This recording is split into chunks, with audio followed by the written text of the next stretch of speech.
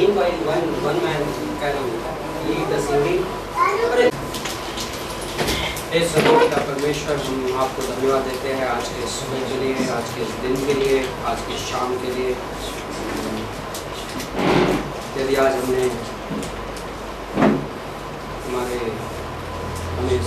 सांसें मिली तो ये हमारा कमाल नहीं है, ये आपके अनुग्रह का कमाल है।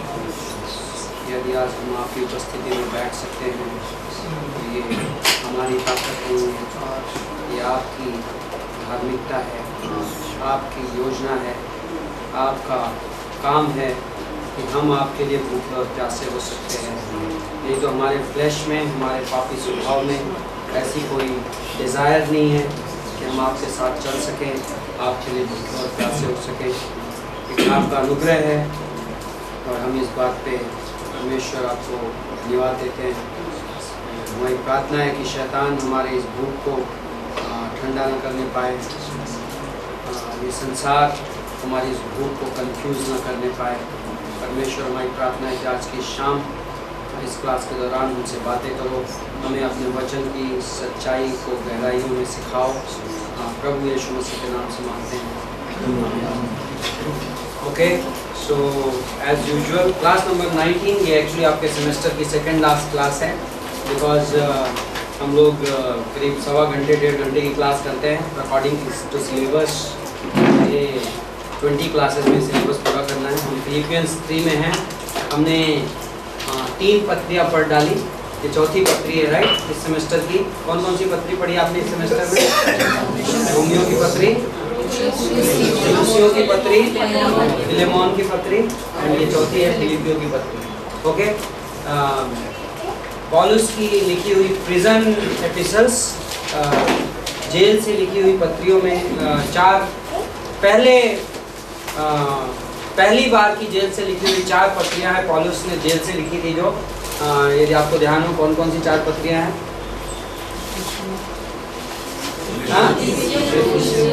इफिसियों की पत्री, फिलिपियों की पत्री, लूसियों की पत्री और फिलेमोन की पत्री, ओके। नाउ हमने उनमें से ये 3 पत्रियां हमने इस बार पढ़ी, ओके।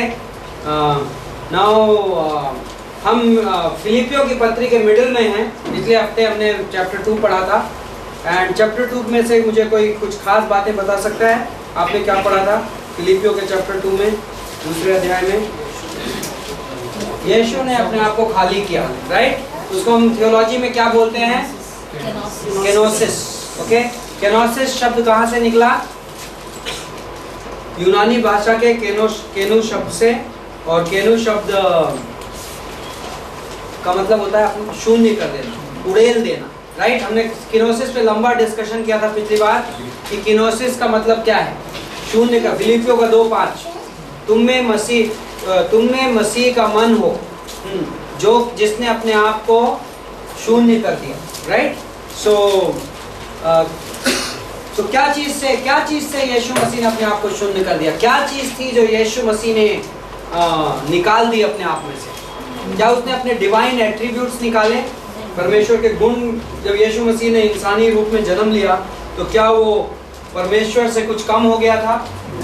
No, okay. क्या उसने अपने गुण कम कर दिए थे? कुछ एट्रीब्यूट्स रिड्यूस कर दिए थे कि 21 डिवाइन एट्रीब्यूट में से मे भी 2-3 वो छोड़ के आ गया था, ऐसा था?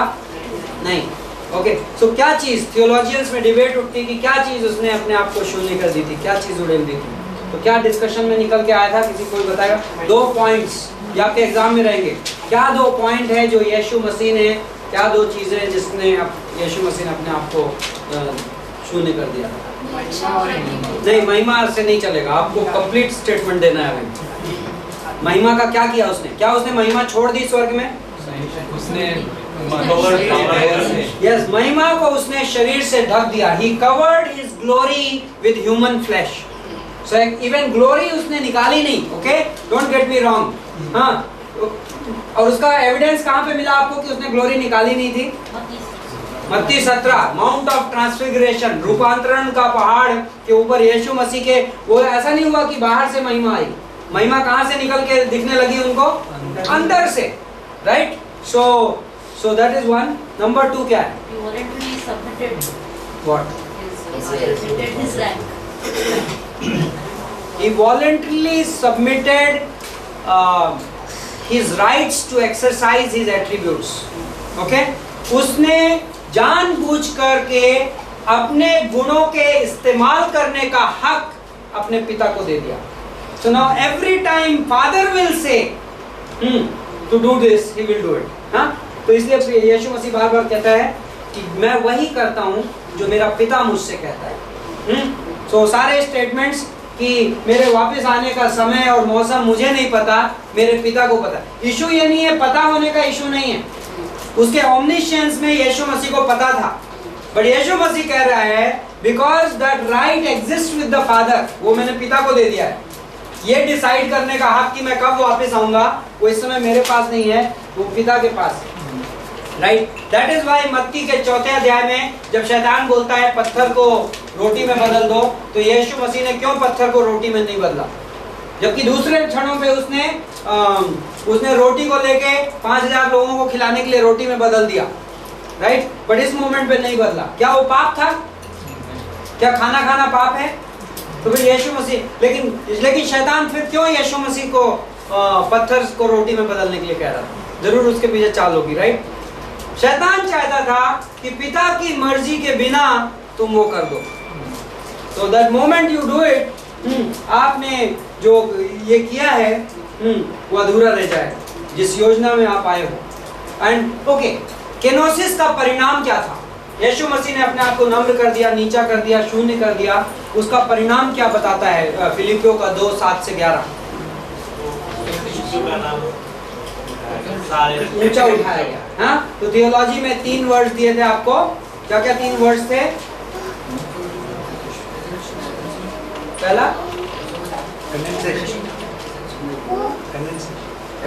कंडेंसेशन, ठीक है, नीचे उतरना, फिर ह्यूमिलिएशन, नम्र किया जाना, एंड देन एक्सॉल्टेशन, ऊंचा उठाया जाना।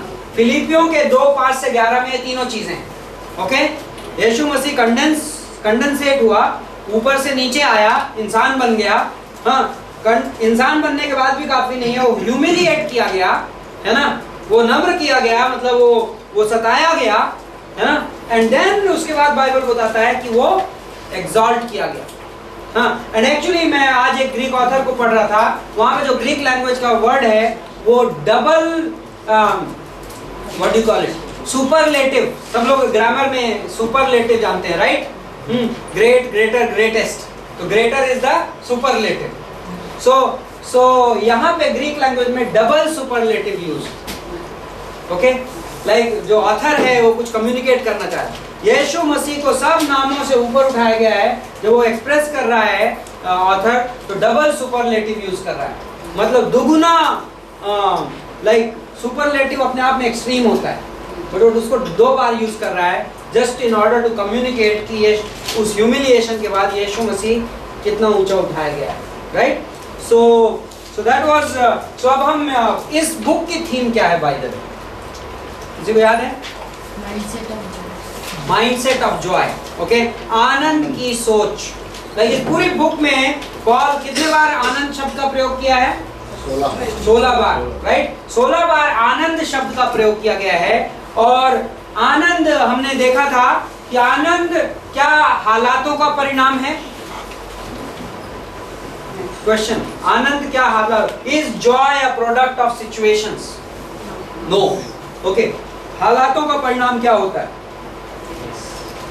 खुशी, happiness. Happiness is a product of situations, but joy is not a product of situations, okay? आनंद हालातों का परिणाम नहीं है। आनंद किस चीज का परिणाम है? आनंद किसका फल है? पवित्र आत्मा का फल है, right? So what is the biggest reason? सबसे बड़ा कारण क्या है कि हम आनंदित हो सकते हैं? What is the source of our joy? Yes, finished work of Jesus Christ, Yeshu Masih का पूरा किया गया काम मेरे आनंद का स्रोत है, मेरा उद्धार मेरे आनंद का स्रोत है, राइट। लूका का 10:20 यीशु मसीह ने कहा, इस बात पे आनंदित मत हो कि दुष्ट आत्मा तुम्हारे वश में है, बल्कि इस बात पे आनंदित हो कि तुम्हारा नाम स्वर्ग में लिखा गया है, राइट। तो वो हमारे आनंद का स्रोत है। सो हम कुछ प्रैक्टिकल रीजंस दे रहे थे पिछली क्लास में। पॉल इनिशियल ग्रीटिंग्स के बाद चैप्टर 1 में कुछ प्रैक्टिकल हिदायतें देने लगता है, और उन प्रैक्टिकल हिदायतों में कुछ चीज़ें उभर के आती हैं जो एक्चुअली हमें आनंदित रहने में मदद करेंगी। और पहला था स्टेडफास्टनेस।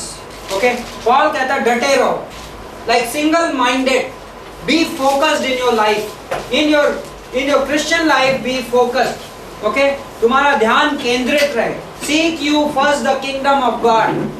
यदि तुम पहले प्रभु का राज्य और धार्मिकता खोजोगे तो तुम्हारी लाइफ में आनंद रहेगा।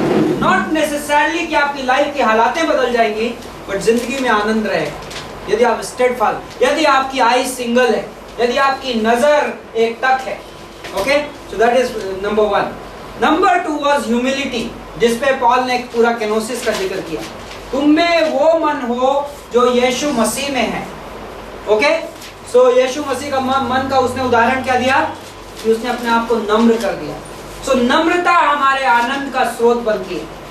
कई बार मैं लाइफ में कई बार हम स्ट्रगल कर सकते हैं रिलेशनशिप्स में। Okay, and you know bottom line कहाँ पे जाके अटकती है रिलेशनशिप स्ट्रगल्स में?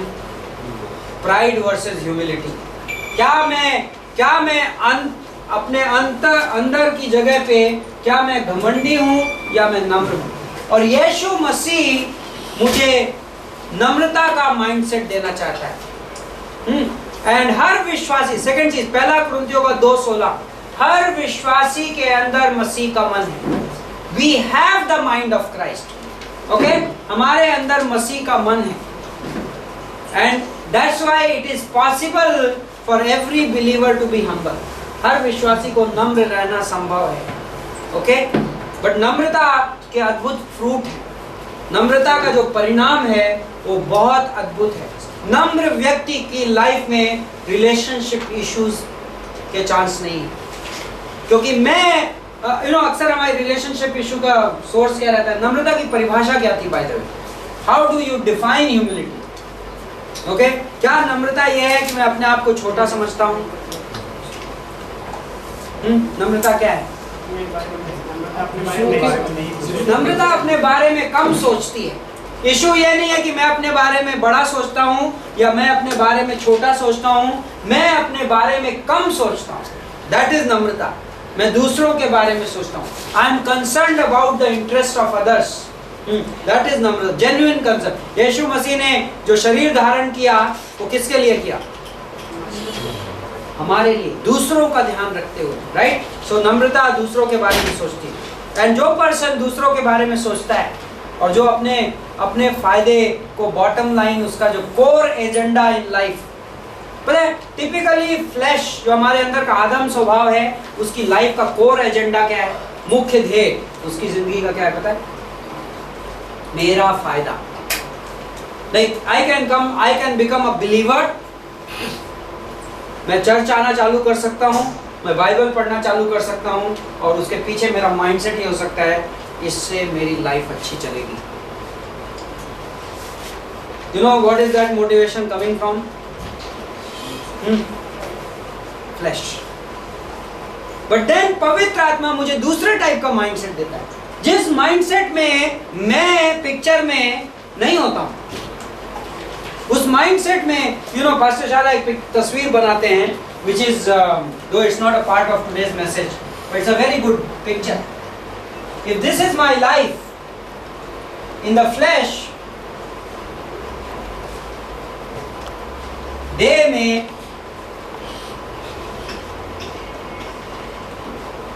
आदम के स्वभाव की जिंदगी इस टाइप की है। यदि ये सर्कल मेरी जिंदगी है तो उस जिंदगी के सेंटर में टिपिकली मैं होता हूँ। हर चीज मेरे स्टार्टिंग पॉइंट से जज की जाएगी। बट देन विश्वास में आने के बाद पवित्र आत्मा के जीवन में गॉड मुझे दूसरे टाइप का माइंडसेट देना चाहता है। इस माइंडसेट में मेरी लाइफ के सेंटर में क्रॉस है और यहां पे मैं like I am not the most important person in this world, but flash में मेरी अगले 50 साल की जिंदगी की प्लानिंग में कौन है, मेरा क्या होगा, राइट? सो मैं होता हूं सेंटर में, like this world is moving from 2012 to 2050। इस दुनिया में क्या होगा उसको मैं हमेशा किस रिलेशनशिप में देखता हूं, मैं कहां पे होऊंगा उसमें, राइट? सो वर्ल्ड के सेंटर में मैं हूं, बट देन पवित्र आत्मा मेरी लाइफ को चेंज करके मुझे ऐसा बना देता है, मसीह का मन मेरी जिंदगी को बदल के ऐसा बना देता है। नो, परमेश्वर इस दुनिया में जो चल रहा है उसमें परमेश्वर कहां पे है? यदि इस वर्ल्ड में इकोनॉमिक डिप्रेशन आ रहा है तो इसमें परमेश्वर का क्या सीन है, राइट? एंड सडनली ये मसीह का मन, राइट? सिर्फ पवित्र आत्मा हमारे अंदर वो उस तरीके की जिंदगी प्रोड्यूस कर सकता है। ये सेकंड था हमारे जो आनंद का प्रैक्टिकल सोर्स।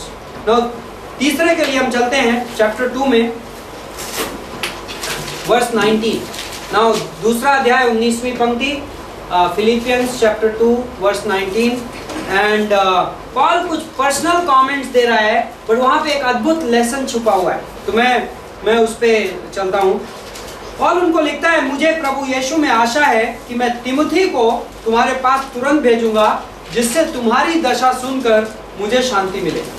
नाउ नोटिस, तिमुथी यात्रा पे जा रहा है, जो हमने बिगनिंग में कहा था कि मोस्ट चिट्ठी नहीं है, तिमुथी यात्रा पे जा रहा है। एंड पॉल ये एक्सपेक्ट कर रहा है कि तिमुथी उनके पास जाके अभी वापस भी आने वाला है। यदि ये रोम है तो it's a very long distance, like you are talking about 1 year going and coming back. Now क्योंकि मेरे पास ऐसे स्वभाव का कोई नहीं जो शुद्ध मन से तुम्हारी चिंता करे। Now this is the second reason. ये पॉसिबल है, ये सेम प्रिजन नहीं थी जहां से पॉल ने कुलूसियों की पत्री लिखी थी। कुलूसियों में कितने लोग हैं पॉल के साथ? लूका भी है, डिफरेंट लोगों का नाम लेता है, राइट? Paul, right? अरिस्टार्कस, कई सारे 6-7 लोग हमने काउंट किए थे कुलूसियों की पत्री में। पर इस पत्री में पॉल बोल रहा है, तिमुथी के अलावा कोई लाइक माइंडेड पर्सन यहाँ पे नहीं है मेरे साथ। That means at this point of time Paul almost like 1-2 लोगों के साथ था। नाउ क्योंकि सब अपने स्वार्थ की खोज में रहते हैं, ना कि यीशु मसीह की। वर्स 21। नाउ वर्स 22, पर उसको तो तुमने परखा और जान भी लिया है कि जैसा पुत्र पिता के साथ करता है, वैसा ही उसने सुसमाचार फैलाने में मेरे साथ परिश्रम किया। Now here कुछ लोगों के बारे में पॉल कमेंट लिख रहा है, which are very interesting comments. Okay? First is Timothy. Timothy के बारे में पॉल के यहाँ 2 कमेंट जो मुझे बड़े नोटिसेबल है। पहला, he is a hard working man. परिश्रम किया है। He is not just a lazy hyper spiritual guy. कि उसके पास सिर्फ करने को बातें हैं, एंड जहाँ पे खुदाई करने की बारी आती है वहां से वो वैनिश्ड रहता है। Like lot of people are like that in Christianity. There are a lot of talkers in Christianity.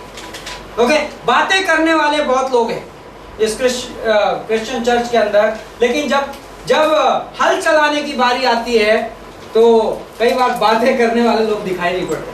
जब मैं 2 साल पहले जब हम लोग न्यू बॉम्बे मूव किए थे, तो एक पास्टर हैं, पास्टर ब्रायन कोयलो, बैंगलोर में, एंड उनकी मैं बहुत रिस्पेक्ट करता हूँ, उनकी विजडम को बहुत अप्रिशिएट करता हूँ। तो उनको मैंने कॉल किया था और उनसे बस मैंने फ़ोन पे कहा था कि मुझे आप कुछ वर्ड्स ऑफ विजडम दो। तो उन्होंने पता है क्या बोला मुझे? बी अ लेबरर, मजदूर बन के रहना। That was the word of wisdom. उन्होंने कहा, बिकॉज मैथ्यू 9:37 ये कहता है, harvest is plenty but labourers are few. और उन्होंने कहा कि क्रिश्चियनिटी में मजदूरों की कमी है क्योंकि कमेंटेटर बहुत ज्यादा है। I love that. I said that's true. आप मुझे किताब लिखवा लीजिए, it will be very easy. आप मुझे पुलपिट पे बुला के प्रीच कर लीजिए, maybe if I don't have a stage fear then it will be very easy. But यहाँ पे एक बंदा है, he is a hard working man. परिश्रम किया है. Okay? There is another thing in the same verse. बोलता है, you know of his proven worth. Okay, आपने सबूत देखे हैं उसकी सेवकाई के। That's interesting. Like our spirituality is not hollow. Okay, हमारा जो आत्मिकता है वो खाली नहीं है। There is evidences. जब हम सेवकाई करते हैं तो परमेश्वर सबूत देता है, right? So evidence is an evidence. जो सबूत है वो क्या चीज दिखाता है? इफेक्टिवनेस दिखाता है। Okay, so effectiveness in ministry, सेवकाई में what should be the word maybe I wrote, सेवकाई में प्रभाव। ओके, प्रभाव बहुत इंपॉर्टेंट सोर्स है हमारे जॉय का। And we learn to be effective in ministry. हम प्रभु के आप जब जॉब में जाते हो, जब आप काम करते हो तो आपका बॉस आपको अकाउंटेबल रखता है, राइट? बट ये पॉसिबल है कि जब हम मिनिस्ट्री में आते हैं तो कई बार एक क्रिश्चियन, एक प्रभु का दास अकाउंटेबिलिटी के लेसन्स भूल सकता है। ओ मेरी वर्क टाइमिंग्स, मेरी वर्क एथिक्स, मैं कितना एफर्ट्स ले रहा हूँ। A lot of times people are not successful in ministry and please don't get me wrong. कई बार लोग सेवकाई में सफल इसलिए नहीं होते हैं क्योंकि उनके पास वर्क एथिक नहीं होता है। ओके, लोग कहेंगे पास्टर 7 साल विलियम कैरी को एक भी फ्रूट नहीं आया, आपको नहीं पता। यस, उसने पहला आदमी 7 साल के बाद बैप्टाइज किया, बट उन 7 सालों में विलियम कैरी बाइबल ट्रांसलेट कर रहा था, विलियम कैरी प्रिंटिंग प्रेस खड़ा कर रहा था, विलियम कैरी का उस पूरे सोसाइटी में नाम था। लोग उसके पास आते थे एडवाइजेस के लिए। तो विलियम कैरी जो आते थे, जितने पंडित गुरु उसके पास आते थे, सबको इवेंजलाइज करता था। He was working hard. So don't never give yourself that. कई बार लोग स्पिरिचुअल जार्गन देते हैं, कहते जो कर रहा है प्रभु कर रहा है। यस, जो कर रहा है प्रभु कर रहा है, पर प्रभु ये नहीं कहता कि खेत मत जोतो और बीज मत बो और फिर पानी मत डालो। एंड प्रभु ये नहीं कहता कि घर में जाके सो जाओ और मैं फसल दे दूंगा, right? Effectiveness in ministry, have a vision to be effective as a man of God. Okay, so that brings joy. उससे आनंद आता है, उससे हमारा आनंद रीस्टेब्लिश होता है। उससे हम नॉट दैट कि हम उस पर अपने आनंद के लिए निर्भर होते हैं, लेकिन प्रभु ने हमें प्रोडक्टिव बनाया है। चैरियट्स ऑफ फायर, जिस बंदे के नाम पे Eric Liddell, Olympic runner, Harvard student, okay, Chariots of Fire नाम की मूवी बनी थी 1912 ओलंपिक। उसने 100 मीटर में दौड़ना था, इवेंचुअली 400 मीटर में दौड़ा, उसमें भी गोल्ड मेडल लेके आया। एंड रेडिकली क्रिश्चियन, लाइक इतना रेडिकल क्रिश्चियन था कि उसकी 100 मीटर की हीट संडे को पड़ रही थी, तो उसने कहा मैं नहीं दौड़ूंगा, मुझे चर्च जाना है। लोगों ने कहा, मीडिया ने कहा, उसकी खुद की सिस्टर ने कहा ये पागलपन है। उसने कहा नो प्रॉब्लम, मैं 400 दौड़ूंगा। एरिक लिडल ने ये स्टेटमेंट दिया था अपने कॉलेज डेज में, जब उससे पूछा गया कि why do you run, why are you an Olympic runner. वो हर स्पोर्ट्स इवेंट में वो प्रीचिंग करता था। At the end of the event लोगों को इकट्ठा करता था और उनको गॉस्पेल मैसेज सुनाता था। That is how he was. लेकिन वो कहता था I run because God made me fast and I enjoy God when I run. That was awesome, right? कि मैं जब तेज दौड़ता हूँ तो मुझे परमेश्वर का आनंद अनुभव करता हूँ। So there is a joy of effectiveness in ministry. Okay, so this is what Paul is saying now. तो इसलिए मैं उसे तुरंत, मुझे प्रभु में भरोसा है कि मैं भी सीख रहूंगा। वर्स 24 में। Now 25, another man being praised, हाँ? कौन है ये? इपैफ्रोडाइटस। मैंने इपैफ्रोडाइटस को, जो मेरा भाई, मेरा सहकर्मी और संगी योद्धा है, my brother, my fellow worker and fellow soldier, और तुम्हारा दूत है। नाउ तुम्हारा दूत है, दिस वर्स इज दिस, ये फ्रेज ये ऑलमोस्ट सिखाती है कि वो उस चर्च का पास्टर है। सो एक्चुअली एपैफ्रोडाइटस पॉल को मिलने जेल में आया, ओके, एंड देन वो बीमार पड़ गया। आगे की वर्सेस ये बता रही, और इतना बीमार पड़ गया कि ऑलमोस्ट मरने को है। एंड पॉल कह रहा है मुझे पता है तुम लोग चिंतित थे उसकी मौत, उसकी बीमारी की खबर सुन के, और मैं परेशान था, मेरा एक भाई खो जाता, बट थैंकफुली ये अब ठीक हो गया है और मैं इसको वापस भेज रहा हूँ क्योंकि तुम लोग इसके लिए कंसर्न हो, तुम उसे मिस कर रहे हो। Okay, but I love those 3 phrases which he uses. My brother, मेरा भाई, माई फेलो वर्कर, मेरा सहकर्मी, एंड माई फेलो सोल्जर, मेरा संगी योद्धा। लाइक इफ यू रिमेंबर, जब फिलेमोन को इंट्रोड्यूस कर रहा था पॉल, लाइक ओनेसिमस को इंट्रोड्यूस कर रहा था फिलेमोन से, तो उसके बारे में बोलता है my brother, but doesn't use my fellow worker, right? So this is an interesting way to relate in Christianity. Like we all are brothers to each other. Like because we have one common father. हमारा पिता एक है, इसलिए हम सब भाई हैं, right? So we are all related like that. But then there is also a possibility कि परमेश्वर हम में से कईयों को अपनी योजना में, अपनी बुलाहट में, अपने काम में एक कर दे. So we become fellow workers. But then there is also a possibility कि परमेश्वर हमें हमारी एकता को उससे और ज्यादा गहराई में ले जाए और कहे we are going to fight these battles together, right? And I think यहाँ पे एक आदमी है, like what a compliment. If Epaphroditus ने चिट्ठी पढ़ी होगी तो what would he have felt? Like Paul is considering me not just a brother but also a fellow worker, and not just a fellow worker but also a fellow soldier. मैं पौलुस का संगी योद्धा हूँ, and this is our call. ये मैं एक believer के तौर पे इस तरीके की रिलेशनशिप्स डेवलप कर सकता हूँ. I can be only relating to people as brothers, but that's fine. But मैं लोगों से अपनी इस क्रिश्चियन जिंदगी में, अपनी स्पिरिचुअल रिलेशनशिप्स में इस तरीके के संबंध डेवलप कर सकता हूँ जिसमें मैं आपको सिर्फ एक भाई ही नहीं, मैं आपको अपना एक सहकर्मी, लाइक हम दोनों इस कमरे में एक साथ हैं क्योंकि हमें गॉड ने अपनी योजना में एक साथ बुलाया है. We have been called together, and also we may have to go through some battles together. हमें हो सकता है कि कुछ आत्मिक संग्राम साथ में लड़ने पड़े, and we can relate to each other like that. That's an awesome way to relate to each other. That's a very joyful way to relate to each other. You know, बहुत आनंद का तरीका है. That will spoil enemies' plans to affect our relationships. हमारे संबंध कमजोर नहीं होने पाएंगे यदि मैं आपस में सिर्फ एक भाई मान के रिलेट करता हूँ. तो कई बार क्या होता है पता है, चांसेस है कि हमारे संबंध में शैतान बड़ी इजीली कुछ चीजें डाल सके. क्यों? बिकॉज हम भाई हैं, एंड क्रिश्चियनिटी में बहुत भाई हैं. So if not you, then I can find somebody else. But if I recognize कि मेरी आपका संबंध सिर्फ भाई से बढ़कर इवन फेलो वर्कर का है, हमारी कॉलिंग साथ में, like husbands and wife, right? पति और पत्नी. और हम कहते हैं कि जब यंग पीपल मैरिज कंसीडर कर रहे होते हैं तो हम कहते हैं consider your calling. That is one of the test.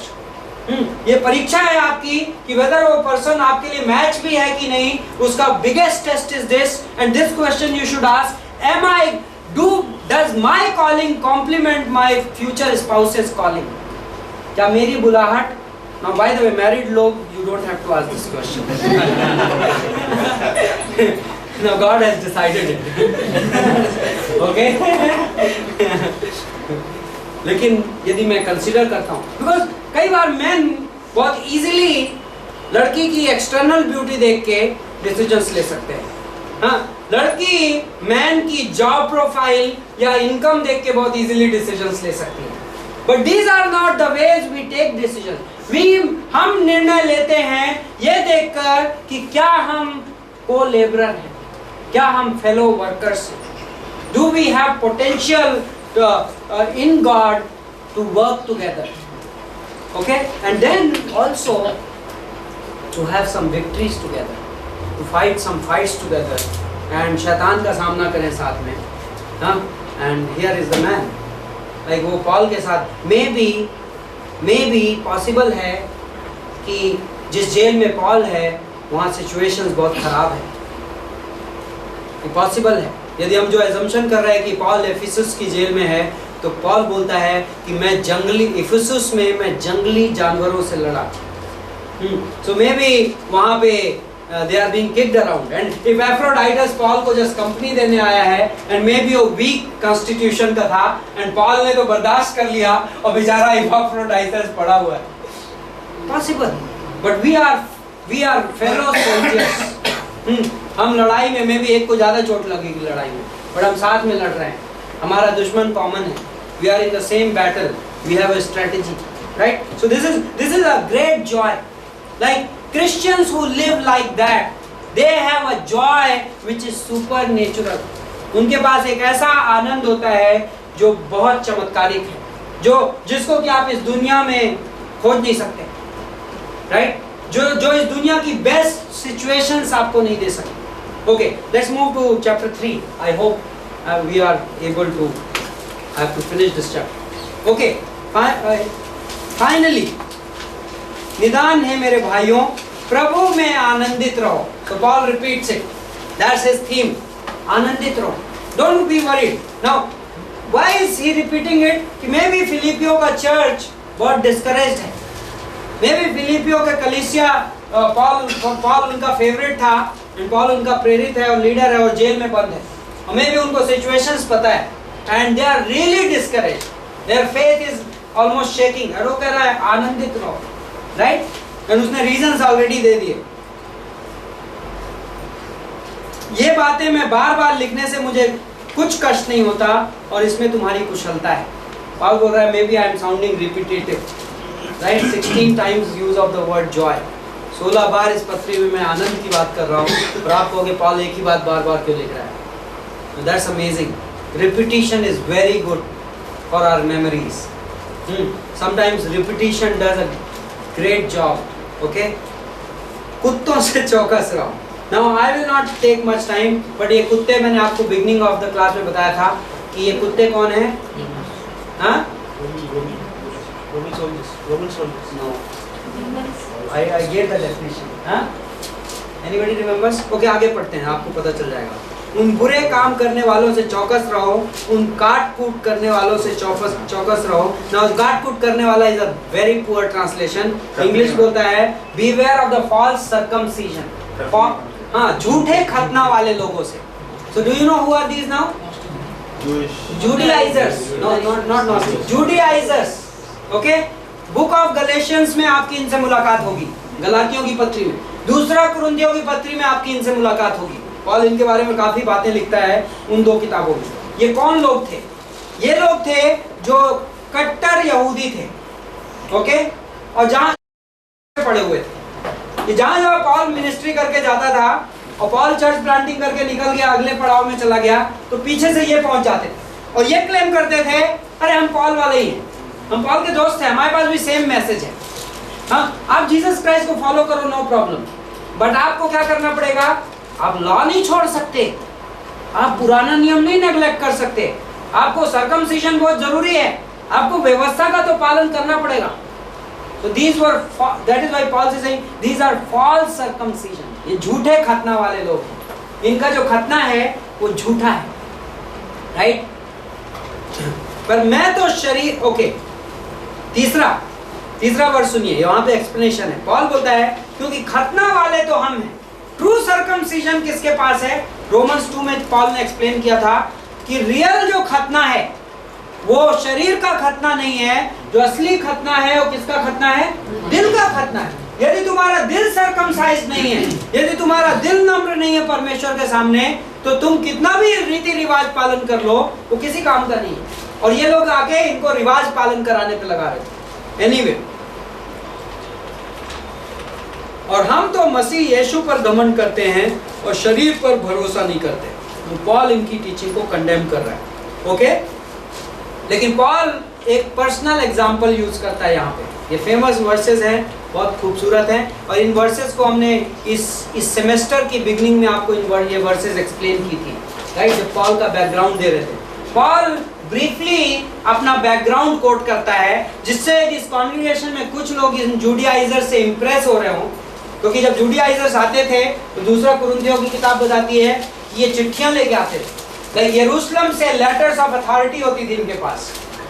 Paul की बुराइयां करते थे। अरे पॉल की चिट्ठियां तो बड़ी भारी हैं, बट उसकी पर्सनल प्रेजेंस तो बड़ी वीक है। आपने वर्ष पढ़ी दूसरा कुरिन्थियों में, तो ये सब उनके तर्क थे। वो कहते थे पॉल की टीचिंग ठीक है, बट पॉल को कंप्लीट नहीं आता, हमको कंप्लीट मैसेज आता है। सो वो उनका पूरा का पूरा रिलीजियस सिस्टम किसके आधार पे था? उनका रिलीजियस सिस्टम वर्क्स के आधार पे था। ओके, कर्मों के आधार पे। Now I will take a brief break. I just remembered कि हमने हमारी ट्रेडिशन नहीं पूरी की। हम भी ट्रेडिशनल लोग हैं। एंड हमारी एक ट्रेडिशन है अपने न्यू विजिटर्स का स्वागत करना। Okay, so let's welcome Gregory here. Gregory, आपका स्वागत है। Also, do we have any other new visitor? Yes, let's welcome Sandeep here. And also, I think Sachin is second time, so Sachin का भी स्वागत है। So yeah, so Paul just so that कोई यदि impress हो रहा हो शरीर की दृष्टि से, गुणों को देख के, तो Paul कहता है let me give you my qualification just for your reference. Okay, तो पॉल कहता है कि यदि भरोसा करना होता देह पे तो मैं भी कर सकता हूँ।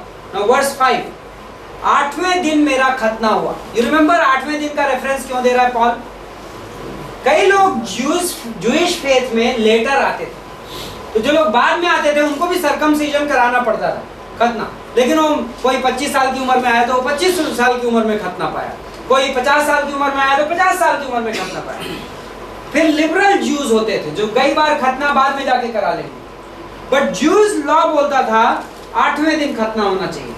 तो पॉल कह रहा है मैं 8वें दिन पे खतना वाला।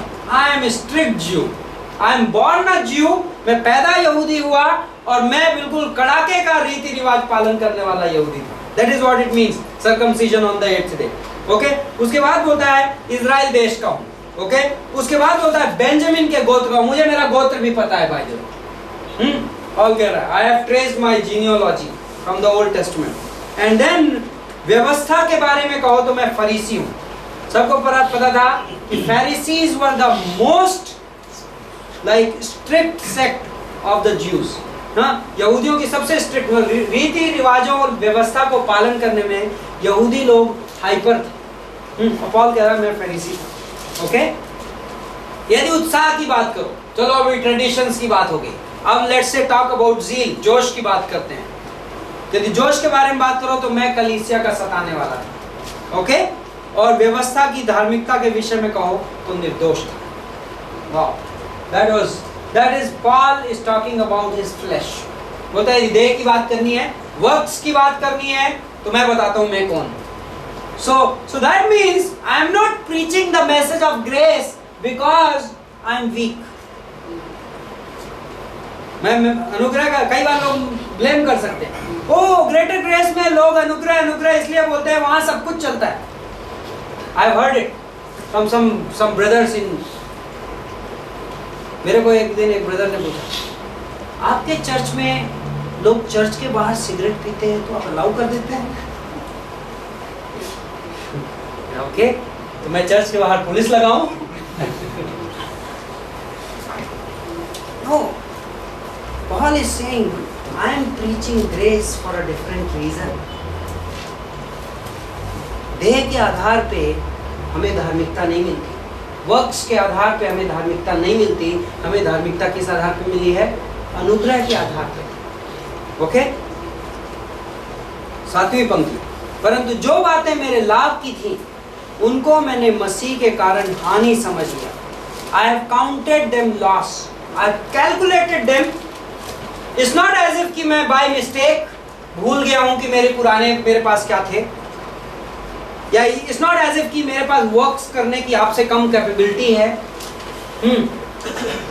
इसलिए नहीं, I have properly calculated it, but I have counted them as loss. मैंने ये इवैल्यूएट कर लिया और मैंने कहा इससे मेरा काम नहीं चलेगा। However good my works may be, but they will not help me. मैंने ये कैलकुलेट कर लिया। ओके, सो जो बातें मेरे लाभ की थी उन्हें मैंने हानि समझ लिया। वरना मैंने अपने प्रभु मसीह यीशु की पहचान की उत्तमता के कारण सब बातों को हानि समझता हूँ, जिसके कारण मैंने सब वस्तुओं की हानि उठाई और उन्हें कूड़ा समझता हूँ. So first notice the word कूड़ा. I have counted them dung. So Paul is like using superlative just so that message goes across. कि मेरा 8th डे का सर्कमसिजन, मेरा व्यवस्था को परफेक्टली पालन करना, मेरा इतने साल की फैरिसी की ट्रेनिंग, एवरीथिंग मैंने हानि समझ लिया. Okay, I have counted it. And हानि नहीं, not just loss, it's like कचरा, इट्स डस्टबिन, इट्स डंग. किसके सामने? जीसस क्राइस्ट की superiority, excellence of Jesus Christ, Yeshu Masih की उत्तमता की वजह से. Okay? Now, I purposely stopped at the middle of that verse. Last में ये वर्स बोलता है जिससे मैं मसीह को प्राप्त कर सकूं. So Paul is saying on this side, आप पॉल को इस वर्स में, आपको पॉल का इस वर्स में क्या दिख रहा है? हंगर दिख रहा है. I want Christ. I don't want anything. I don't want those medals. मुझे वो नहीं चाहिए, तारीफें. मुझे यीशु मसीह चाहिए. Now somebody may use only this part of the verse and say, देखो क्रिश्चियन लाइफ में कुछ करना पड़ता है. पॉल बोल रहा है जिससे मैं मसीह को प्राप्त कर सकूं, so that I may gain Christ. So where is grace here? That means Paul को भी कुछ करना पड़ रहा है पाने के लिए. So don't get it wrong. So verse 9 में Paul gives a, like probably this is the contradiction of Christianity. Okay? मैं यीशु मसीह को प्राप्त कर सकूं, और उसके बाद 9वीं पंक्ति में बोलता है और उसमें पाया जाऊं. Paul almost like corrects himself. मसीह को प्राप्त करना मेरा एम नहीं है, मसीह में पाया जाना मेरा M. Like it's not as if we have found God, it's as if God has found us. Okay? हमने परमेश्वर को नहीं पाया है, परमेश्वर ने हमें पा दिया है. इंसान अपनी ताकत से कभी भी गॉड को खोज नहीं निकाल पाता, लेकिन गॉड ने इंसान को खोज निकाला. परमेश्वर ने पहल की, उद्धार की. राइट? यीशु मसीह परमेश्वर होते हुए इंसान बना और वो आके इस दुनिया में सूली पे लटका और उसने हमारे पाप का भुगतान किया. लूका 19:10 में कहता है मनुष्य का पुत्र इस दुनिया में इसलिए आया कि खोए हुए को क्या कर सके?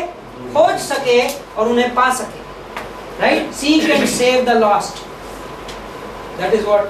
सो गॉड ने हमें पाया, and as a result, now this is what happens in Christian life. चूंकि पहल गॉड की है, काम परमेश्वर का है, but because परमेश्वर का काम मैं ग्रहण करने लगता हूं, suddenly there is a response from my side. So in Christian life there are works. विश्वासी जीवन में कर्म है, लेकिन एक विश्वासी जीवन के कर्म और एक धार्मिक जीवन के कर्मों में क्या फर्क है? एक रिलीजियस मैन के वर्क्स में एंड एक बिलीविंग पर्सन के वर्क्स में क्या फर्क है? This is a major difference. Okay? A religious person works to reach God. Okay? एक धार्मिक व्यक्ति परमेश्वर तक पहुंचने के लिए काम करता है, while a believer works because God has reached him. Okay? विश्वासी काम इसलिए करता है क्योंकि परमेश्वर उस तक पहुंच गया है. ओके? सो धार्मिक व्यक्ति के लिए मीटिंग गॉड इज डेस्टिनेशन. धार्मिक व्यक्ति के लिए परमेश्वर तक पहुंचना उसका पड़ाव है, अंत है. Right? While working is the process. Right? बल्कि बिलीवर के लिए meeting God is the beginning and works is the destination. परमेश्वर मुझे मिल गया इसलिए मैं अब काम करता हूं. धार्मिक व्यक्ति के लिए वो काम करता है जिससे परमेश्वर उसे मिल सके. Major difference. Okay? And as a believer if I twist that I get into works program. यदि मैं परमेश्वर को खुश करने के लिए काम करने लगूं तो मैं लीगलिज्म में घुस पड़ा. It's not healthy for a believer's life. I will get tired someday. But if I am working out of being found by God, पर यीशु मसीह ने मुझे पा लिया है. I have been found. मैं पाया गया हूं. I have been invested. There is a return coming in my life. मेरी जिंदगी में एक फल आ रहा है और मेरी जिंदगी में एक धन निकल के आ रहा है, वो इसलिए है क्योंकि गॉड ने इस लाइफ में कुछ इन्वेस्ट कर दिया है. That is what he is saying. Jesus Christ has invested in my life. As a result, there is a return coming out. Right? Okay, let's move. Verse 10. Now this is Paul. Paul is expressing the purpose of his life in this verse. Okay? कहता है कि मैं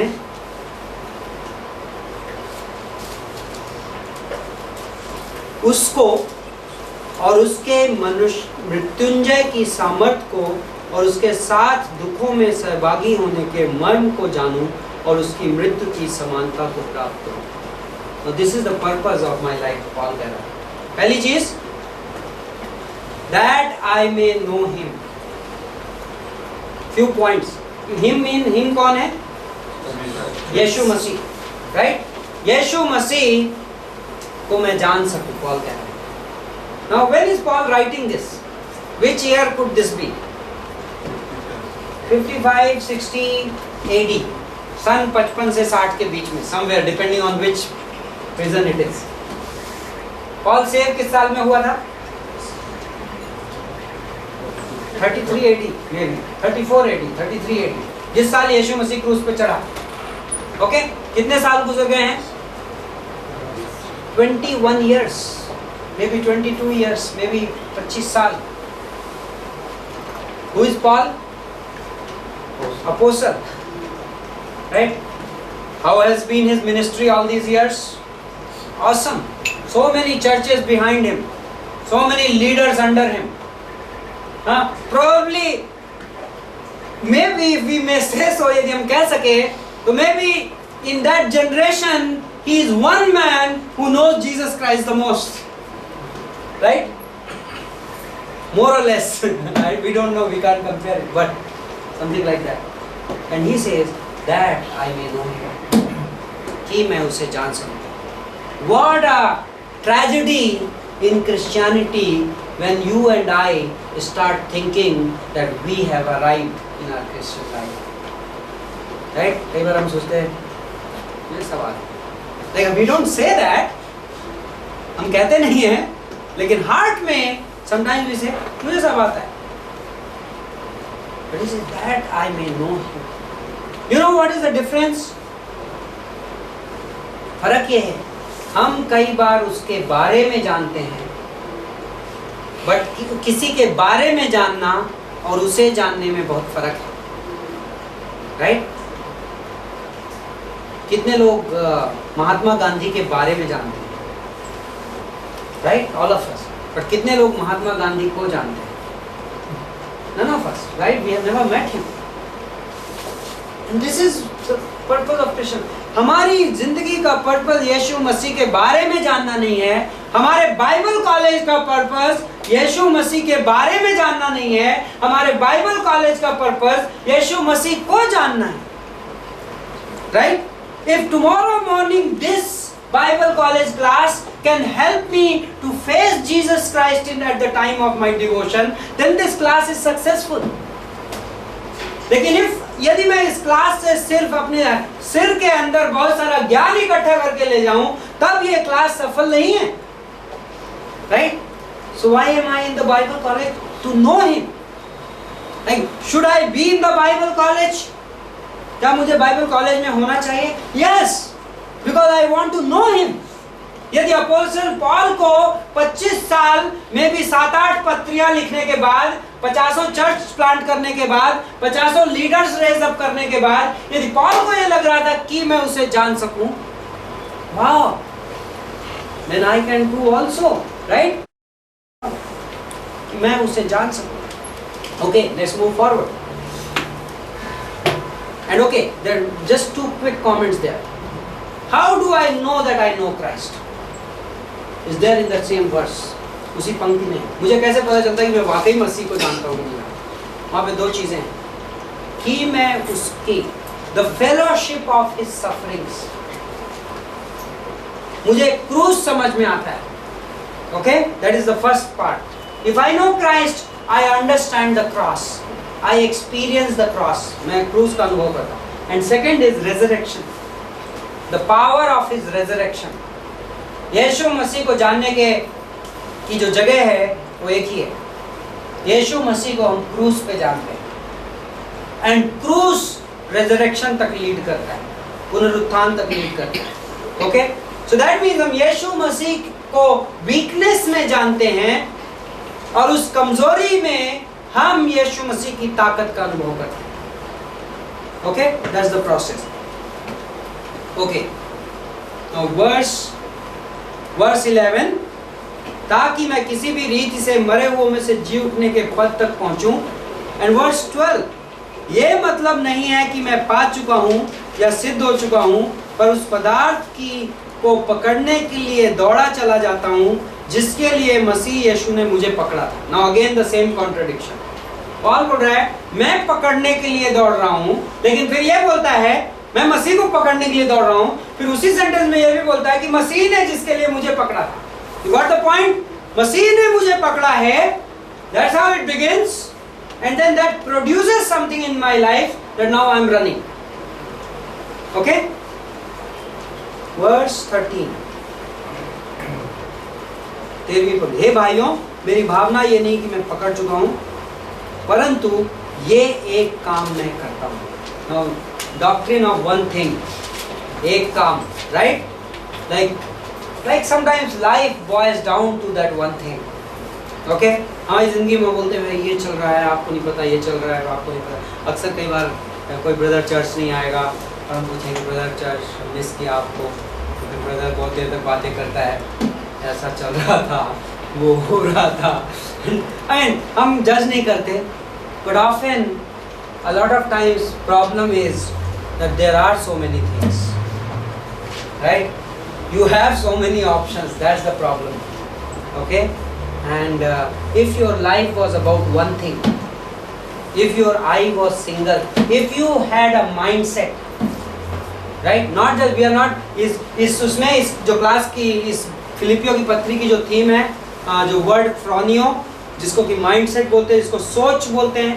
सोच और विचार में बहुत फर्क है. ओके, विचार कैन बी मोमेंटरी, एक विचार और अगला विचार, and they can be a series of विचार. Thought is intermittent, inconsistent, comes and goes. But mindset, जिसको हम बोलते हैं सोच, that is constant. Colossians 3:1, set your mind on things above. Mindset. Okay? विचार, सोच. So now Paul बोलता है one thing, मैं एक काम मैं करता हूँ. क्या करता हूँ? जो बातें पीछे रह गई हैं उनको भूलकर आगे की बातों की ओर बढ़ता हुआ निशाने की ओर दौड़ा चला जाता हूँ. Wow. What does that mean? Paul is comparing his life with a race. Okay? किसी ने यहाँ पे क्रॉस कंट्री रेस दौड़ी है? Wow, amazing. There are some sportsmen. Okay, I have also. Very unusual. बहुत कम चीज़ों में हाथ उठा सकता हूँ, but हमारे स्कूल में जबरदस्ती भगाते थे. That was a problem, but I learned it. Okay? Running cross country is very different from running a 100-meter race, right? लंबी दौड़ दौड़ना और छोटी दौड़ दौड़ने में दोनों totally different game. And Paul इस जिंदगी को लंबी दौड़ से compare करता है. In fact, this is like remember 2 Timothy में Paul अपनी जिंदगी के अंत में लिखता है, मैं अपनी दौड़ अच्छी तरीके से दौड़ा हूँ, right? I have run my race, I have fought my fight. Okay? So I was wanting to give you some points. Okay? Number 1. Now let me stop a little bit. Verse 14 को complete करते हैं. निशाने की ओर दौड़ा चला जाता हूँ ताकि वह इनाम पाऊं जिसके लिए परमेश्वर ने मुझे मसीह यीशु में ऊपर बुलाया है। Now this is again slightly odd translation. English Bible इस तरीके से बोलता है, I press on towards the goal for the prize of the upward call of God in Christ Jesus. Okay? मैं यीशु मसीह में परमेश्वर की ऊंची बुलाहट, in fact some translation say high calling, and I love that word. I love that adjective with my calling. Right? This is a high calling. परमेश्वर ने जिस बुलाहट से आपको बुलाया है वो ऊंची बुलाहट है। Right? There are 3 adjectives used in the New Testament with the word calling.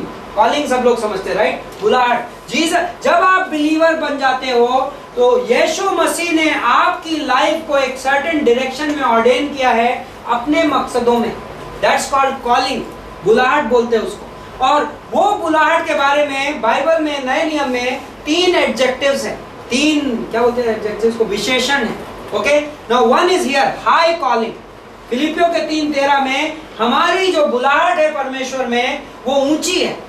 इब्रानियों के 3:1 में हमारी बुलाहट हेवनली है, ओके, स्वर्गीय है। एंड देन 2 तिमोथी 1:9, दूसरा तिमोथी का 1:9, हमारी बुलाहट पवित्र है, holy calling. Okay, so this is a high calling and there is a prize at the end of it. Okay, उसके अंत में एक इनाम है, पॉल बोल रहा है, और उस इनाम के लिए मैं दौड़ रहा हूं, पॉल बोल रहा है। Okay, this is the purpose verse. फिलिपियों का 3:10-13 पॉल की लाइफ का पर्पस। पॉल एक्सप्लेन कर रहा है why do I live the way I live.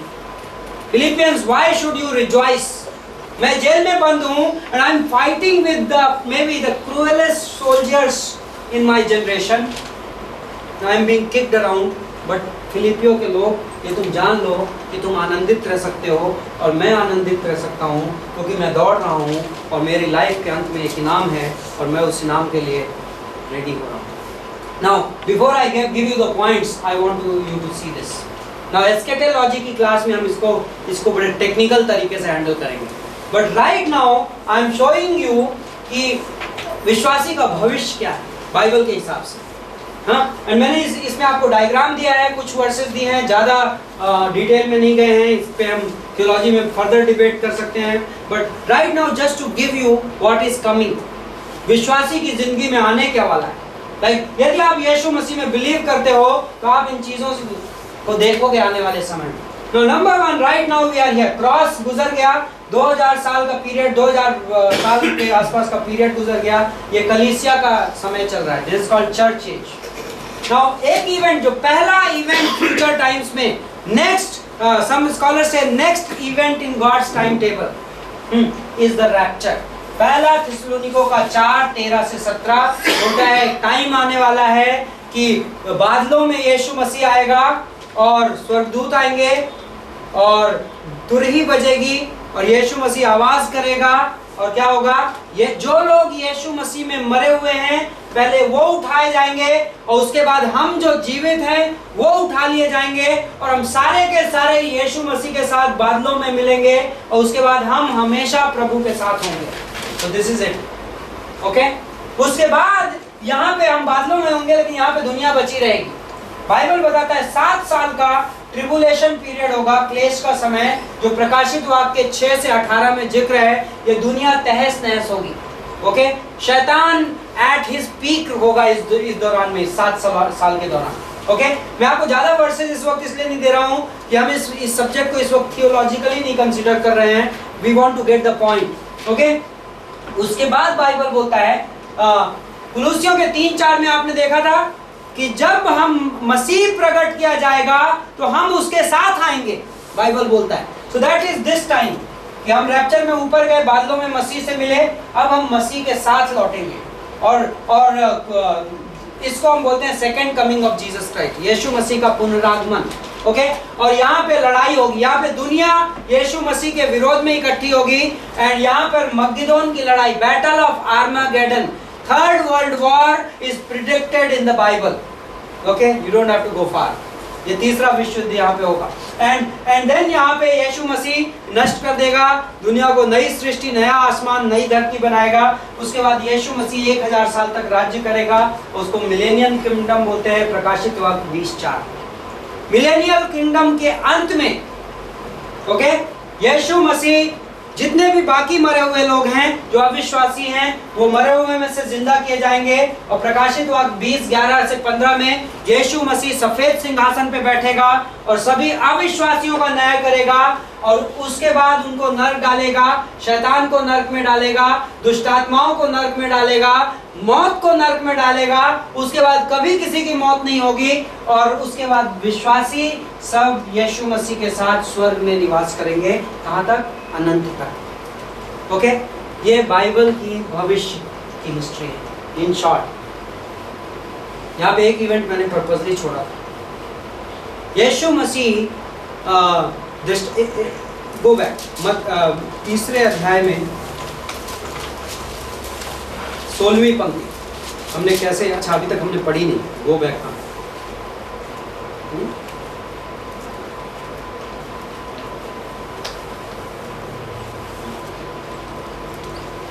1:6 पढ़िए। ओके, दूसरे अध्याय की 16वीं है। हाँ, दूसरे अध्याय का 16वीं पंक्ति बोलता है कि मसीह के दिन मुझे घमंड करने का कारण हो। पौल बोल रहा है हाँ कि तुम लोग सीधी चाल चलो, तुम लोग निर्दोष रहो, जिससे कि मसीह के दिन में मुझे घमंड करने का रहे।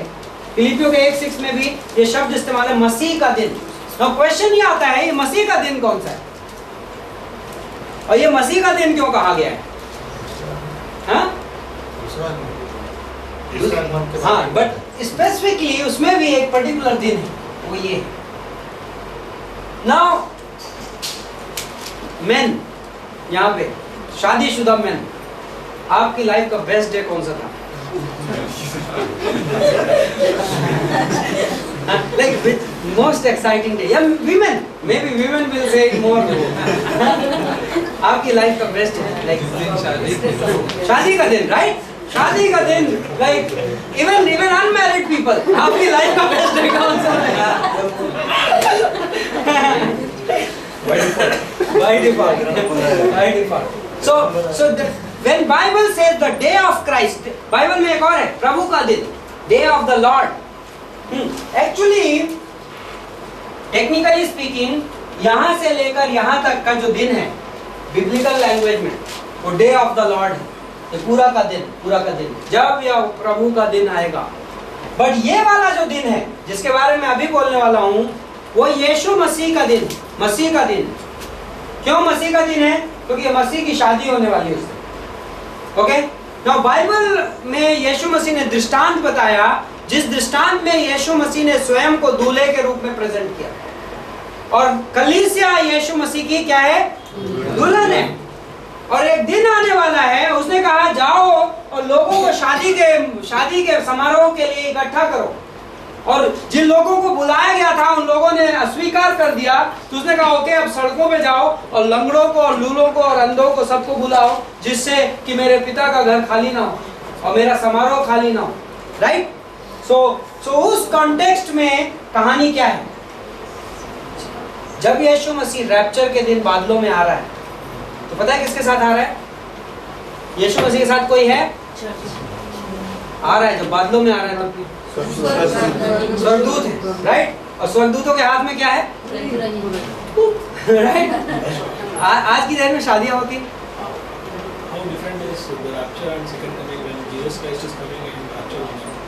Jesus Christ is come, not his feet is not touching on the earth until now. So technically speaking, for this world, इस दुनिया के लिए रैप्चर यीशु मसीह का आगमन नहीं है। World doesn't even see him in rapture. Rapture में हम उठा लिए जाएंगे और हम बादलों में उससे मिलेंगे, बट ये दुनिया अपनी रोजमर्रा की जिंदगी में लगी रहेगी, and they will find some awesome explanation for believers' demise, and we can get into that doctrine at some time. But Yeshu Masih technically धरती पे इस आगमन में आता है। यीशु मसीह यहाँ पे क्या करने आया पता है? अपनी दुल्हन को लेने आया। ओके, और दुल्हन कहाँ पे मिलती है यीशु मसीह से? और किसको लेके आया? साथ में बारातियों को लेके आया, बैंड बाजे के साथ आया है। What a picture! Like this is Eastern tradition, and Jews were basically Eastern cultures. They are very similar. यहूदियों का कल्चर और हमारा कल्चर काफी मिलता जुलता है. कभी आप में से किसी के गांव में गौना होता था? कोई शादी के बाद के गौने का कल्चर सुना है आपने? हाँ, हमारे यहाँ होता है. हमारे यहाँ अभी भी गांव में होता है. लोग शादियां करते हैं और शादी कम उम्र में हो जाती है और उसके बाद कई महीनों तक, कई बार सालों तक बीवी अपने बाप के घर में रहती है. और जब दूल्हा रेडी हो जाता है, जॉब वॉब करने लग जाता है, जब बीवी को संभालने की कंडीशन आती, तो दूल्हा वापस से almost like a second marriage होती है और वो दुल्हन के घर में जाता है. लड़कियां हंस रही हैं, खासतौर से अनमैरिड लड़कियां. सो कैमरे में लोगों को मैं इन्फॉर्म कर रहा हूँ, that's my responsibility. So we lost the topic. दुल्हन को नहीं पता. गौना. ये सारा आप लोगों को कंसंट्रेशन. ओके, सो गौना करने आता है एंड तब अपनी ब्राइड को लेके जाता है. यीशु मसीह जब पहली बार आया इस दुनिया में, तो सगाई करके गया. और सगाई में आप अंगूठी पहना के जाते हैं. यीशु मसीह ने पता है अपने को क्या अंगूठी पहनाई? हाँ, you are right, but a little more. पवित्र आत्मा. You have been sealed with the holy spirit. Like ring is the seal of the relationship. पवित्र आत्मा. इसलिए I don't like when people in Christianity से you can lose the holy spirit. Which it has to be a gentleman cannot give a bride a ring and then take it back. And यीशु मसीह ऐसा नहीं कर सकता, right? हाँ, so वो अपनी दुल्हन को पवित्र आत्मा की मुहर लगा के गया है. मुहर क्यों लगाई जाती है पता है? ये मेरी है. Nobody can touch it. Okay? And she is my bride. And Bible says, इफिसियों के 5:25 में पतियों अपनी पत्नियों से प्रेम करो और उन्हें वचन से शुद्ध करो और मसीह के सामने शुद्ध प्रेजेंट करो जैसा मसीह करेगा. तो मसीह अपनी ब्राइड को कैसे प्रेजेंट करने वाला है पता है? शुद्ध. बट क्वेश्चन ये है कि मसीह अपनी ब्राइड को शुद्ध कहां पे करेगा? क्योंकि bride right now doesn't look like शुद्ध. राइट? दुल्हन अभी बहुत सारे इश्यूज हैं. हाँ, this is where it will happen. इस दिन बीमा न्याय आसन. Okay, it's not a judgment seat by the way. It's called judgment seat. हाँ, बीमा लाइक जज सिर्फ कोर्ट रूम में नहीं बैठते. बाय द वे, जज और कहां पे बैठते हैं पता है? Anybody can guess any other context जहां पे जज बैठते हैं? स्टेडियम में. Right? In the sports stadium, Olympics में जजेस रहते हैं जो ये इवैल्यूएट. वो ये नहीं कहते ओके इसने फाउल किया तो इस आदमी को मार डालो. नहीं बोलते. वो क्या बोलते हैं? इसने फाउल किया, इसको मेडल नहीं मिलेगा. That is exactly what is going to happen at the Bema seat. But Paul says, I am running a race, and I am looking at, my eyes are on that crown. कि उस बीमा न्याय आसन के दिन मुझे इनाम मिलेगा. Okay, so now I will come back to the race. This is what we are. We are all going to be there, and we will talk about it a little more. That's not the main subject, but मैं context set कर रहा था. So we are running an eternal race, eternal marathon. हम एक अनंत की marathon दौड़ रहे हैं अपने विश्वासी जीवन में. और इस मैराथन की 5 कैरेक्टरिस्टिक्स हैं. ओके, पहली कैरेक्टरिस्टिक्स, जो इनाम है वो महिमा में है. The rewards are glorious. Okay, Paul कह रहा है this calling is, I am running for the prize of high calling. मैं इस ऊंची बुलाहट के इनाम के लिए दौड़ रहा हूँ. That's awesome. Like we can keep our eyes on that reward. Okay, Yeshu Masih ने कहा कि जब वो लौटा मत्ती के 25 में, जब मालिक लौटा, हाँ, और उसने सेवकों से पूछा तुमने मेरी दिए हुए मीना का क्या किया? और जिसने 5 मीना के साथ 5 और 10 लौटाया, उसने कहा शाबाश मेरे विश्वासियों के सेवक. And in heaven that those, वो आवाज इको करेंगी. लाइक ऑन दैट डे जब यीशु मसीह कहेगा आपसे शाबाश, तो your 70 years of life will become meaningful in that one instant. Right? So that's amazing. Like Paul had that in his mind. He says, I am forgetting the things behind and I run like I have something ahead of me. You know, जब मैं cross country में actually 9th class तक मैं cross country के last 3 लोगों में होता था। हम 100-150 लोग दौड़ते थे और उसमें जो आखिरी 3-4 आते थे बिल्कुल मैं उसमें होता था। Someday I caught one trick and I preached one message. One of my early मेरे में भी पहले 3-4 मैसेजेस में से एक ये था, बट बाद में मुझे गॉड ने रिमाइंड किया उस सिद्धांत। मैंने एक सिद्धांत सीखा क्रॉस कंट्री रेस में, वो ये था, मुझे किसी ने बोला don't try to look at yourself. यदि तुम अपनी कंडीशन देखोगे तो तुम अपनी टायर्ड हो जाओगे। All you have to do is keep looking at the guy at distant at you, जो आपसे बहुत आगे आदमी जो है ना, हाँ, उसकी ओर देखते रहो और बढ़ते रहो। डोंट केयर कितना फास्ट आप जा रहे हो, कितना क्या स्पीड है, nothing, just keep moving, you will be shocked at the result. और पता है क्या हुआ? First time I implemented that, I was half way ahead. मैं आधे लोगों को क्रॉस कर गया by virtue of just keep going on. Wow! And eventually मैं कहीं तो पहुंचा था, मे बी फर्स्ट 10-12 में कहीं पहुंचा था। That was an amazing achievement for me. I was never a sportsman. This is amazing. Paul कहता है forgetting the things which are behind, पीछे, be an onward looker। Okay, बहुत सारे लोग अपनी हिस्ट्री में जीते हैं। ओके, मैं वहाँ था तो ऐसा था और फिर हम ऐसा हुआ करते थे, and they always have that story. It's good to have memories, but sometimes memories can become a baggage, and I don't let them become that. Okay, so great rewards, glorious rewards. Second is onward look, no glancing back. इस race में मुझे पीछे नहीं देखना है, मुझे आगे देखना है। Ravi Jayakaraj tells this story, okay, live story Ravi Jayakaraj बताता है। I don't remember the facts. First one was the rewards are glorious. Okay, इनाम बहुत अद्भुत है। नंबर 2 है कि इस रेस में हम आगे देखते हैं और पीछे नहीं देखते। ओके, एक रवि जयकराज की स्टोरी है, but it's I don't know all the facts, but I remember the story, but it's a powerful story. You know, एक and real story, हाँ, एक ओलंपिक रनर था and वो सालों से ओलंपिक में वर्ल्ड रिकॉर्ड ब्रेक करने के लिए प्रैक्टिस कर रहा था। and it's a real, I think in the 60s 70s कभी की कहानी है। he knows the name, I don't know, remember the name। तो वो ये लोग टाइमिंग ले लेके प्रैक्टिस करते, राइट?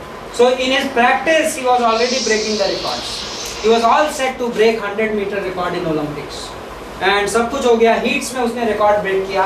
जब फाइनल्स आया और जब वो दौड़ने के लिए okay, on your mark get set go हुआ, and this guy lost. So people interviewed him, what happened? तुमने जो प्रैक्टिसेस में और हीट्स में जो टाइमिंग दिया था उससे तुम बहुत लेट हो गए। He did not even get bronze। पता है उसने क्या बोला?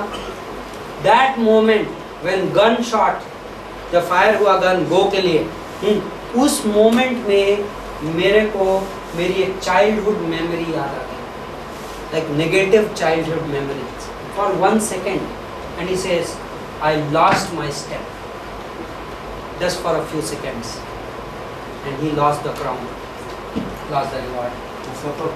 Huh? Jamaican Nasaba Paul, son of the past. Yeah, you know him? Wow. So he knows him. So that's a real story. But imagine that is 100-meter race, but कई विश्वासियों के लिए that's life. I get so occupied with my past that I am not running forward. मैं आगे के उस इनाम को नहीं देख पा रहा हूँ क्योंकि मेरे पास पीछे का इतना बैगेज है। Paul बोलता है forgetting the things, one thing I do, that has to be great ना। Paul यदि कोई चीज कह रहा है कि एक चीज मैं करता हूँ, like wow, Paul, secret of your life, secret of your ministry, one thing I do, एक चीज मैं करता हूँ, forgetting the things which are behind, learning to live in the present, looking at the future. Third one, your competition is with nobody except yourself. Okay? आपकी प्रतिस्पर्धा किसी और से नहीं बल्कि आपसे। Okay? It's my race. It's unique race ना Christian life में। I am not running against anybody, right. इब्रानियों का 12:1 और 2, Hebrews chapter 12 verses 1 and 2. It's my race. Fourth, for this race you need patience more than power. इस race के लिए आपको शक्ति से ज्यादा धीरज की जरूरत है। ओके, सो वो व्हाट डज इब्रानियों का 12:1-2 क्या कहता है? Let me read that verse. इब्रानियों का 12:1 और 2।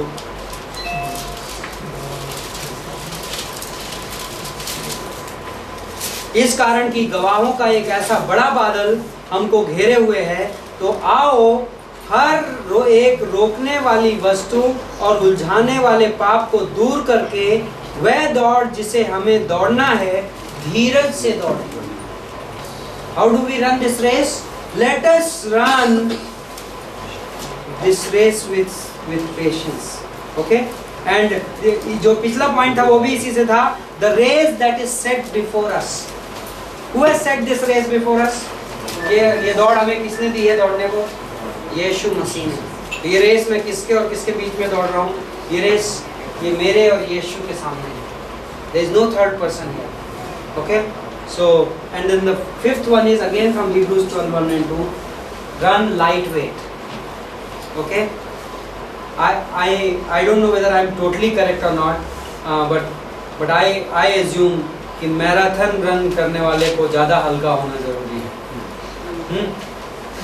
मैराथन में आपकी मसल्स काम नहीं आएंगी, आपका वजन काम आएगा। I think lightweight runners make it better in long races, right? I don't know. Of course, Akhilesh will disagree with that. He's a guy with muscles. But I'm just okay. So this is like lightweight, कम वजन। बहुत सारे लोग वजन carry करने के आदी होते हैं, right? And travel light. Christian the best advice for Christian life, Christian ज़िंदगी जीने के लिए सबसे आसान जो सबसे इम्पोर्टेंट सलाह है वो है जो रेलवे वाले छापते हैं। क्या बोलते हैं? Travel light. हिंदी में भी कुछ पहले बोर्ड लगता था ना बीच में, हाँ, कि कम लगेज लेकर यात्रा करें। Always travel light. Christian life में travelling light is very very good. And don't store for yourself. Remember वो आदमी जो अपने लिए कोठरियों में इकट्ठा कर रहा था, परमेश्वर ने उससे क्या बोला? तू मूर्ख, आज तुझसे तेरा प्राण मांगा जाएगा।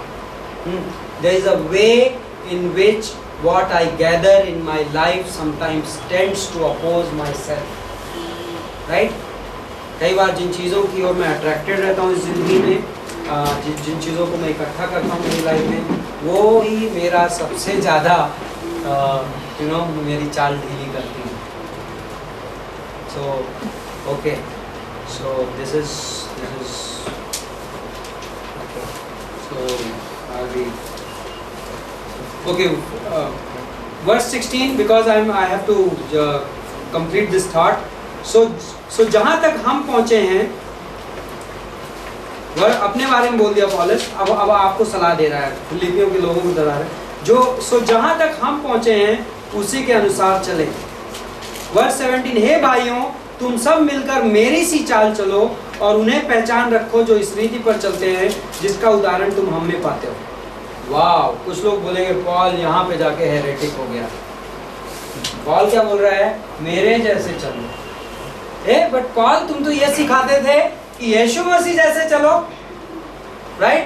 सो कुछ लोग इस सब्जेक्ट पे मैं कुछ दिनों से बातें कर रहा हूँ, so that's why I thought today is the right day to finish the thought with that. कई लोग एक क्रिश्चियनिटी में एक जार्गन है जो सुनने में स्पिरिचुअल लगती है बट बहुत फूलिश है। ओके, कुछ लोग बोलते हैं मुझे किसी इंसान को फॉलो करने की जरूरत नहीं है, मैं तो यीशु मसीह को फॉलो कर रहा हूँ। You know, by saying that what you are saying? You are saying that you are independent of everybody. क्योंकि यीशु मसीह से तो आपकी मुलाकात होगी बीमा न्यायासन में, और उस दिन तो पता चलेगा ही चलेगा। But today you don't want to be accountable. But Christian faith, यदि आप हिस्ट्री उठा के देखें, पुराना नियम नया नियम, और इस संडे का मैसेज था, राइट, यर्दन नदी में के पास पहुंचे ये लोग और गॉड आज्ञा देता है ओके, याजक जाएंगे अपने कंधे पे वाचा का संदूक रखेंगे और वो आगे आगे जाएंगे और तुम लोग 1 किलोमीटर पीछे चलो, कहीं ऐसा ना हो कि गलती से तुम्हारा डिस्टेंस कम ना हो जाए. So what was that representing? And we said 2 things in the Sunday message. Number 1 was that God gives you men to follow. प्रभु आपको लोग देगा, अगुवे देगा जिनके पीछे आपको चलना है. एंड यदि आप इतने इंडिपेंडेंट हैं तो बेसिकली वो आपकी प्राइड है जिससे आपको डील करना पड़ेगा. हाँ, यस ये पॉसिबल है. आप कहोगे अरे पास्टर मेरे आगे जो अगुवे हैं वो उतने अच्छे नहीं हैं, तो मे भी आप प्रार्थना करके ऐसे अगुवे खोज लीजिए जो आपकी नजर में अच्छे हों. और मे भी यदि आप राइट तरीके से करेंगे तो पवित्र आत्मा जो देगा वो अच्छे होंगे. लेकिन once you have found them then follow them. You can't be saying okay ये पर्सन में. और सेकंड चीज था जो संदेश में हमने कहा था, जो कि यहाँ पे है, यहाँ पे पॉल एक और चीज बोलता है, और उन्हें पहचान रखो जो इस रीति से चलते हैं. राइट, नाउ Hebrews 13:7, इब्रानियों का 13:7 बोलता है obey those who are above you, जो तुम्हारे ऊपर उनकी आज्ञा मानो.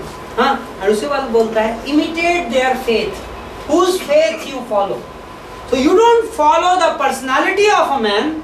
आप एक व्यक्ति का व्यक्तित्व के पीछे नहीं चलते, you follow the faith of that man. आप उस आदमी के विश्वास के पीछे चलते हो. What includes faith? What does it mean? Like nobody says in the church कि pastor is like this then everybody has to be like this. If pastor has these preferences, जिस चर्च में pastor क्रिकेट मैच देखता है तो सबको cricket match देखना पड़ेगा. Not like that.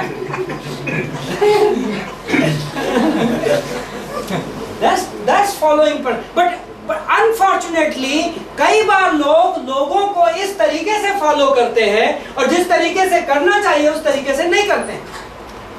Right, so personality follow करेंगे बट फेथ को. But what does it mean if I follow the faith of somebody? That means मैं उस व्यक्ति के संदेश को सुनता हूँ. How is my faith expressed here? My faith is expressed in my teaching. Right? मैं सिखाता क्या हूँ उसमें एक्सप्रेस होती है. तो if I am following a man of God who God has given me, then I teaching and then respond to it. Right? Then what और क्या हो सकता है? तो मैं उसकी शिक्षा सुनना. ओके, सेकंड क्या हो सकता है? Anybody? Vision. Like God gives the vision to the man of God. God को जब इजराइल को लीड करना था तो गॉड ने कहा ओके बिलीवर प्रीस्टहुड है तो मैं एक काम करूंगा कि 20 लाख लोग हैं सबसे इंडिविजुअली बात करूंगा और फिर सब एक साथ चलेंगे. गॉड ने ऐसा नहीं बोला. गॉड ने कहा मैं मोसेस से बात करूंगा. Okay, and you guys follow Moses. I will give the vision to the man and then you, if you are really interested in following God, then what you do? You take that vision, you make that vision personal, you follow that vision, you run with that vision. हबक्कुक 2:2 वही है, right? God कहता है हबक्कुक को, हबक्कुक मैं दर्शन देता हूँ और उस दर्शन को पटिया में लिख दो जिससे जब लोग उसे देखें तो दौड़े. So what is expected? God will give the vision to a man of God and then people whom he gives him to follow, जिन लोगों को उनके पीछे चलने को देता है, उनसे what will be expected? Run behind. Okay? And the third thing which following involves, maybe मैं अगले हफ्ते इस पे और comment करूँगा. हाँ, I want you to consider this verse. पहला तिमोथी का 5:17. Just to consider what does it mean to follow a man of God given by God. Okay? ऐसा प्रभु का दास जिसको परमेश्वर ने दिया. पहला तिमोथी 5:17. जो प्राचीन अच्छा प्रबंध करते हैं, विशेष करके वे जो वचन सुनाने और सिखाने में परिश्रम करते हैं, दुगने आदर के योग्य समझे जाएं. ओके? क्योंकि पवित्र शास्त्र कहता है कि दावने वाले बैल का मुंह ना बांधना, क्योंकि मजदूर अपनी मजदूरी का हकदार है. ये वर्स 3 बार यूज हुई है सेम कॉन्टेक्स्ट में बाइबल में. Do not muzzle the ox while he is threshing. जो दाम रहा है बैल, उसका मुंह मत बांधना. Wow, it's amazing this crime is committed so often in Christianity. Who is this Baal? God किसको refer कर रहा है? Leader, pastor, Sachin, right? What does it mean? Of course, in one context in the New Testament, it is also used in the context to support him financially. Okay? So basically your verse ये कह रही है कि यदि you know what? यदि church offering collect करता है और church की offering पे सबसे पहला हक किसका है? He should be paid because he is the one who is really laboring, right? So I personally feel, this is my church administration understanding, the best use of church money according to me is these two usages. पहला, meeting hall में जो आप खर्चा करते हो वो बहुत important usage है, and second is paying your labourers, प्रभु के दासों की तनख्वाह. There is no better. आप ठीक है, हम लैपटॉप्स खरीदते हैं, प्रोजेक्टर्स खरीदते हैं, ये करते हैं, वो करते हैं, but all those are secondary uses. There is no other better use. This is what that verse is. But then also I never understood this verse like this until today. Not until today, but until a few days back. Do not muzzle the ox. पता है आप aux को, बैल को कैसे मजल करते हैं? किसी ने देखा है? थ्रेशिंग करते हुए बैल को मजल कैसे करते हैं? एक झोली सी होती है रस्सियों की, उसमें उसका मुंह बांध देते हैं. Now he cannot. Do not muzzle the ox. It's not just about eating. It's about do not restrict him. If you can't support him, यदि प्रभु ने आपको किसी प्रभु के दास से for some reason you are not able to support the vision, then don't oppose it. Right? आप उसका विरोध मत. If you have a problem with somebody, नहीं हाँ ऐसा है, you know what you should do? यदि आपको लगे okay I disagree and हमारा आपका विजन सेम नहीं है, so you know what you should do? You should silently, without criticizing him, बिना उसकी बुराई किए, बिना उसके disciples को incite किए, you should walk away from that place. But you should never try to. Dr. Stevens used to say, never touch a fruit bearing plant. जो पौधा फल पैदा कर रहा हो उसको छूने का नहीं. परमेश्वर को बर्दाश्त नहीं है. हाँ? It's a word of God. It's a Old Testament verse. So never do it. But it can also happen. You know what happens? कई बार क्या होता है? Guy has there are a lot of commentators in Christianity. Okay? सलाह देने वाले बहुत हैं, opinion देने वाले बहुत हैं, लेकिन मजदूर थोड़े हैं. And so I often want to say this. Sometimes suggestions come, this suggestion, that suggestion, and I try to take them. But then there is always a boundary line. And then you say, I will welcome your suggestion, only under one condition. Why don't you take it up? क्यों ऐसा क्यों नहीं है कि सलाह देने वाला खुद वो काम कर दे? And often those people who are suggesting what they will do, my experience is कीचड़ देंगे. Like this, जब तक वो सलाह दूसरों के लिए दी जा रही थी तब तक वो बहुत उम्दा सलाह लग रही थी.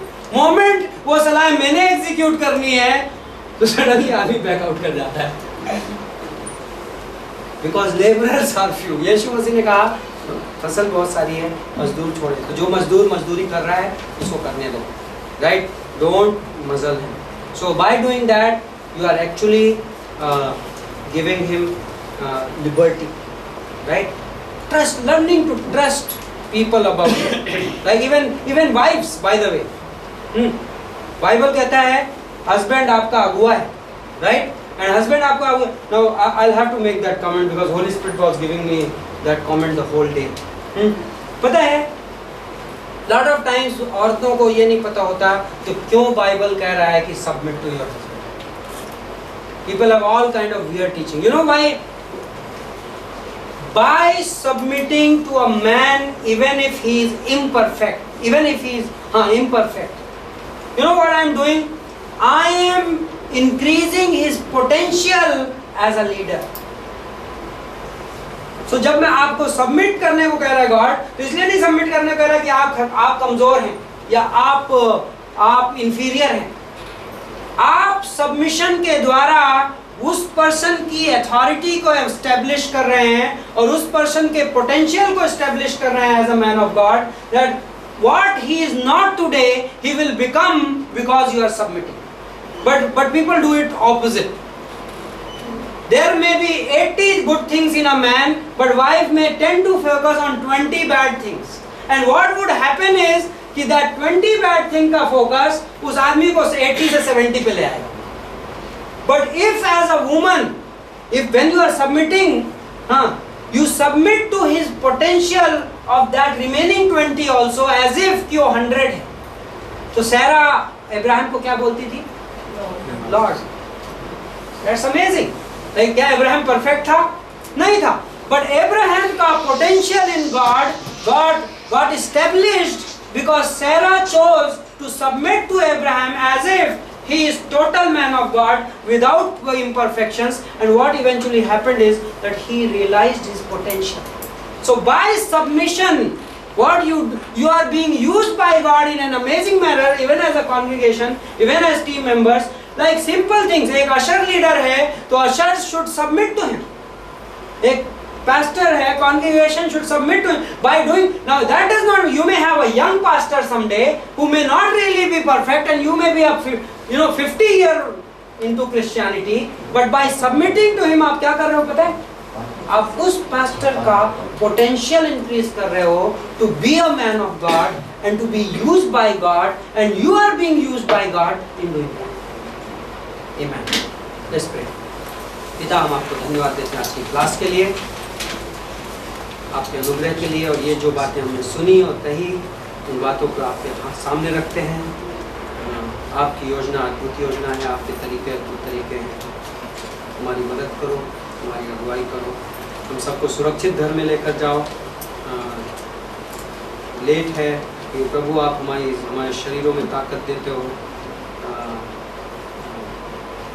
इस दुनिया में इस तरीके की एनर्जी पाई नहीं जाती जो पवित्र आत्मा हमारे शरीरों में डालता है। धन्यवाद देते हैं उसके लिए। हम सबको सुरक्षित रखो, हम सबको इस हफ्ते के दौरान इस्तेमाल करो, किसी को सुसमाचार सुनाने में, किसी को 2 शब्द बोलने में जो उसे यीशु मसीह के नज़दीक ला सकें। अगले हफ्ते में सुरक्षित लेकर आओ प्रभु यीशु मसीह के नाम से।